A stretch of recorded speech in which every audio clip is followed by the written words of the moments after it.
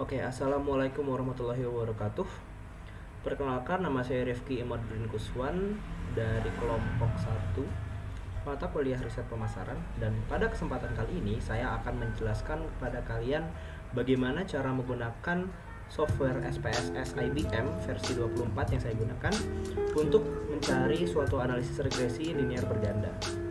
Nah, seperti yang kita tahu, analisis linear berganda yaitu merupakan suatu data statistik yang digunakan untuk mencari suatu hubungan antara satu variabel dengan variabel lainnya. Nah, untuk lebih detailnya teman-teman saya sudah menjelaskan, dan saat ini saya akan menjelaskan pada kalian bagaimana mencari data tersebut pada software SPSS ini. Nah, ada beberapa tahapan yang kita perlukan. Yang tahapan pertama yaitu kita harus mempersiapkan data hasil dari penelitian kita pada suatu file yang saya rekomendasikan menggunakan file Excel agar mudah untuk digunakan di copy paste ke software SPSS. Lalu yang kedua, kita akan mengimplementasikan cara-cara yang akan saya ajarkan pada kalian, proses demi proses. Dan yang terakhir, kita akan mendapatkan hasil dari software SPSS tersebut. Nah, tahapan yang pertama, kita akan mempersiapkan data ilmiah kita. Nah, saya udah memiliki suatu contoh data penelitian ya. Di sini akan saya jelaskan dulu.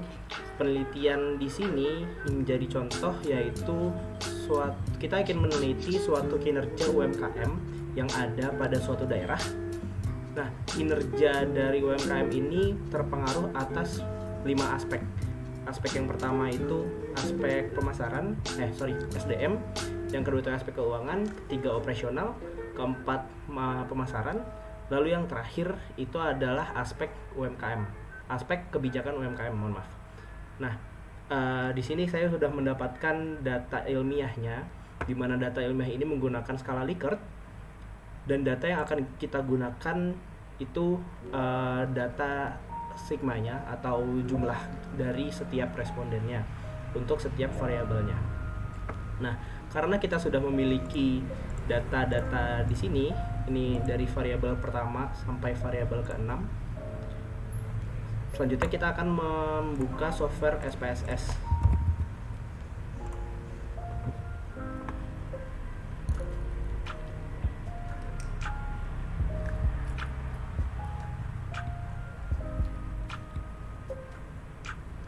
Oke. Biasanya apabila kita membuka software SPSS pada awalnya, itu akan muncul 2 window. Seperti kita lihat di sini ada 2 window. Yang data window yang pertama itu ini menunjukkan pada data yang kita input. Lalu dari window yang kedua ini adalah hasil dari data yang telah kita input tadi. Seperti itu. Nah, ini kita minimize dulu. Nah, di sini saya ingin menjelaskan juga interface dari SPSS. Ini muncul ada dua sheet. Yang pertama itu variable view, yang kedua itu ada data view.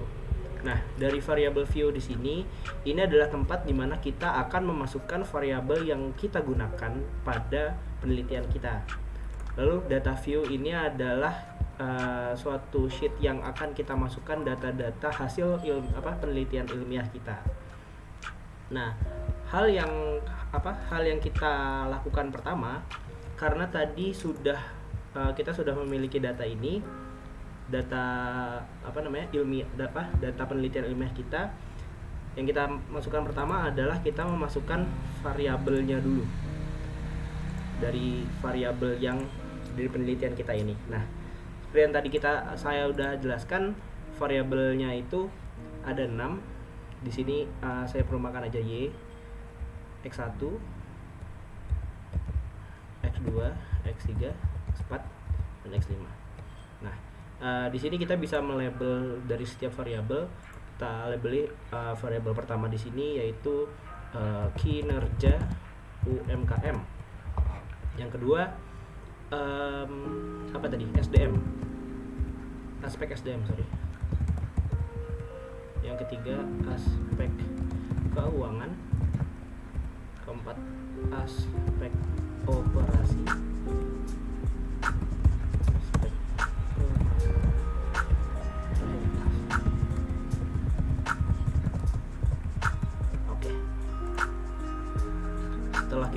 variabel di sini akan muncul di data view y, x1, x2, x3, x4, x5.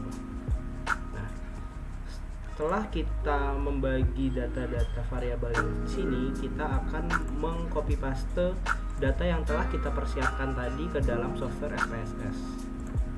Caranya bagaimana? Caranya tinggal kita copy paste saja berdasarkan variabel yang telah kita pakai. Satu.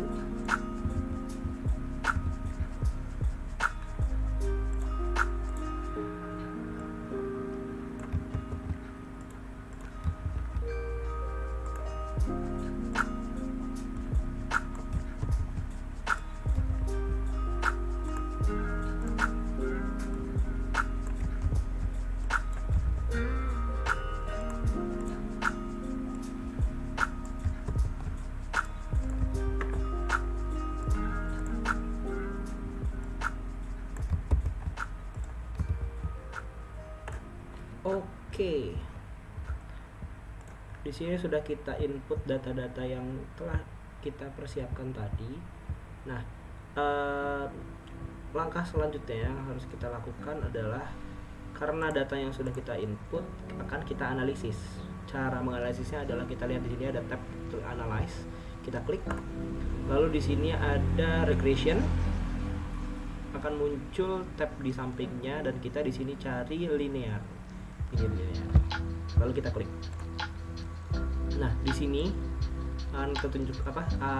sudah terlihat tentang variabel-variabel yang kita gunakan dalam penelitian kita. Dan yang kita lakukan selanjutnya adalah kita membagi variabel mana yang di sini merupakan variabel dependent atau variabel bebas, dan variabel dependent yaitu variabel terikat, dan juga variabel bebasnya, independennya, ya. Nah, karena di sini dalam penelitian kita itu kinerja UMKM-nya itu adalah variabel dependentnya, lalu kita masukkan saja, kita klik ke sini, lalu kita klik masukkan di sini. Untuk selanjutnya, karena variabel-variabel ini merupakan variabel independen, akan kita masukkan ke bawah.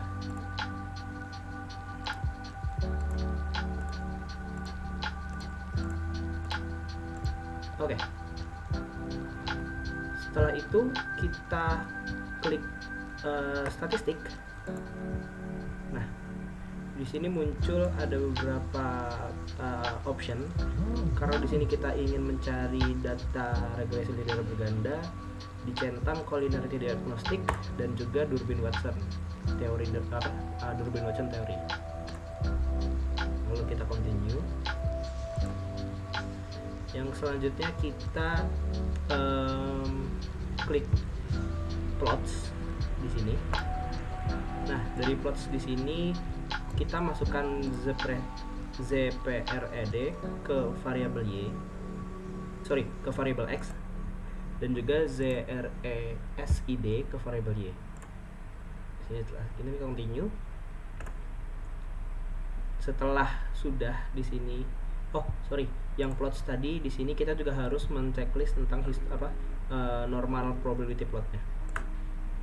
Lalu kita continue. Nah, di sini kita oke. Nah,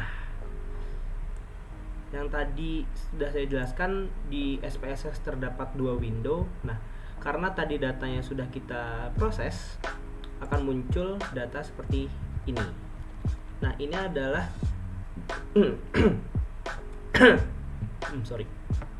ini adalah data hasil output yang kita gunakan, dan karena kita tadi mencari linear berganda, regresi linear berganda, nah di sini bisa muncul tentang seperti tabel ANOVA-nya seperti apa, lalu juga data koefisiensi tiap variabel itu seperti apa, dan lain sebagainya.